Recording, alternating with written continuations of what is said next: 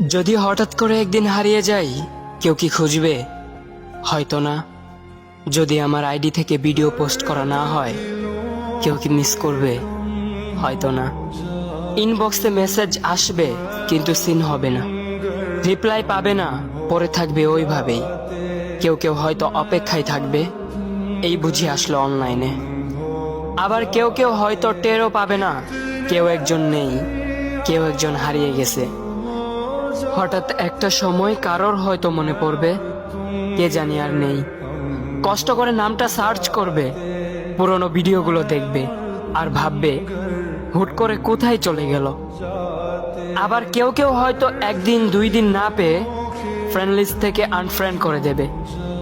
যখন আমি থাকবো না, তখন আমার স্মৃতি কারোর মনে পড়বে, হয়তো পড়বে, আবার হয়তো পড়বে না। তবে হারাতে হবে, হারাতে হয়, হারিয়ে যাওয়াই নিয়ম। পার্থক্য একটাই, কেউ আয়োজন করে হারায় আর কেউ হুট করে হারায়।